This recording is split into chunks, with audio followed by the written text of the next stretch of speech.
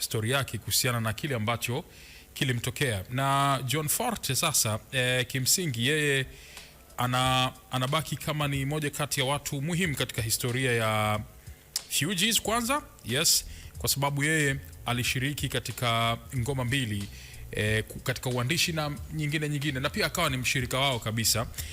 Bwana huyu ambaye alizaliwa mwaka 1975 Januari 12, Januari 30 mradhi. So ilikuwa mwaka huu alikuwa anatimiza miaka 51. Yani ingefika tarehe 30 Januari. Kwa hiyo ilikuwa imebakia siku chache tu kuweza kutimiza miaka 51. Ilikuwa zimebaki siku 18. Amekutwa amefariki akiwa nyumbani kwake. Sasa John Forte ni nani? Nilikwambia huyu ni rapper lakini pia record producer, kwa maana alikuwa anapiga midundo, umeona, na alishiriki kwenye kutengeneza album ya The Fugees ikiwemo Family Business ambayo nitaicheza hapa baadaye na nyingine kadha wa kadha ambazo aliweza kushiriki.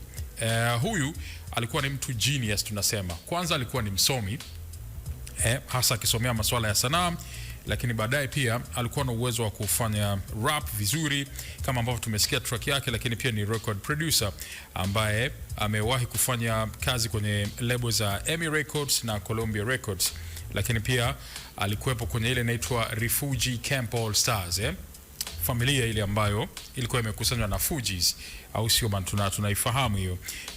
Sasa huyu mara baada ya kupata mafanikio, we all know kwamba katikati mwa miaka ya 90 ndio alikuja akapata mafanikio na Fugees.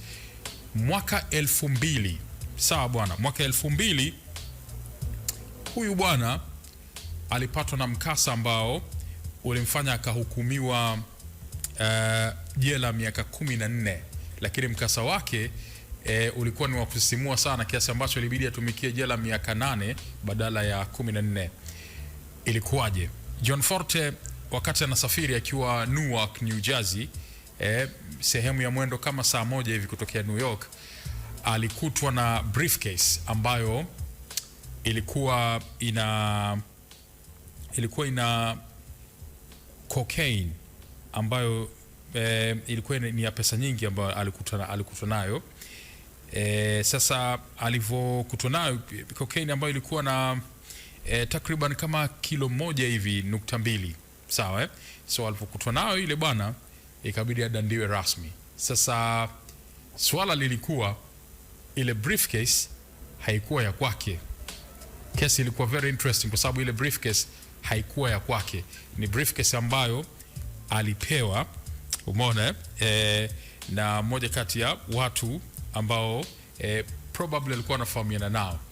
Kwa alipofika airport pale akapewa ile briefcase, baadaye msala ukawa umemwangukia yeye. Alipokuwa akihojiwa anasema huu unga, hii cocaine sio ya kwangu.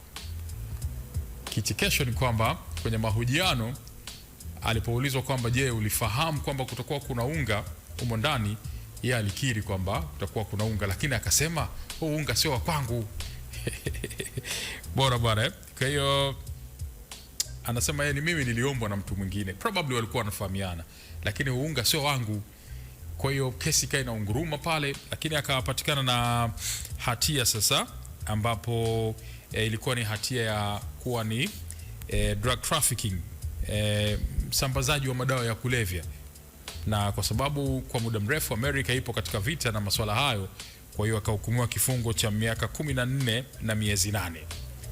Lakini bado aliendelea kupigania haki akisema kwamba ule unga haukuwa wa kwake. Kwa hiyo ilikuwa kuna vurumai nyingi hapo ambazo ilikuwa zikiendelea mpaka ilipofika mwaka 2008 ambapo Rais George W. Bush alipunguza adhabu yake kutoka miaka ile 14 ambayo alikuwa amehukumiwa mpaka kufikia miaka 8 ambayo tayari alikuja kuitumikia, na sasa akatolewa na pia akapata, kuna ile wanaita ni kama anatolewa sasa kwenye yale magereza ambayo yalikuwa ya uangalizi wa hali ya juu, alafu anakuwa anaikuwa kama kizuizini kwanza, alafu baada ya muda, yani kabla kuachiwa sana, kuachiwa ile moja kwa moja, anakaa kizuizini kwanza kwa muda fulani, lakini nakuwa sio tena kule ambako ni sehemu ambayo ilikuwa na maximum security na vitu kama hivyo, alafu anakuwa baada ya muda sasa ndo anaachiwa rasmi.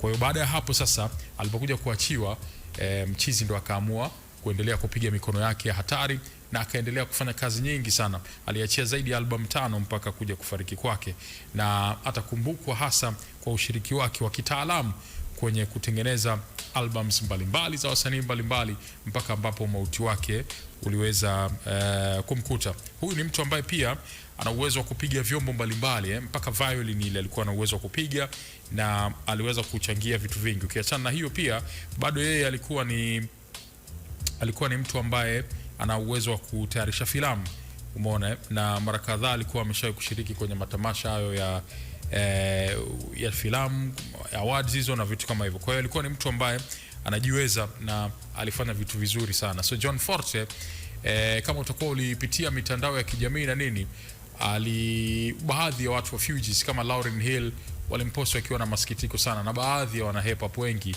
duniani walimposti kwa sababu alikuwa ni wale miongoni mwa wale genius wenye vitu vingi, wanafahamu vitu vingi, alafu pia sio tu kuvifahamu kiujanja, yani pia ndani yake kulikuwa kuna element za usomi. Kwa hiyo baada ya dhoruba zote akarudi kwenye profession zake na akafanya mambo yake vizuri kabisa mara baada ya kuachiwa, alipokuwa ameshatumikia karibu miaka 8 akiwa jela. Probably ile miaka 8 ilipoteza moja kati ya watu ambao wangekuwa ni the best kabisa kwenye hip hop kwenye game, kwa sababu miaka 8 ilikuwa ni mingi sana mtu kuwa gerezani. Lakini kwa wakati ule tayari alishakuwa na connections za kina Fugees na nini, ilikuwa ni wakati ambapo angeweza kufanya mambo makubwa kabisa.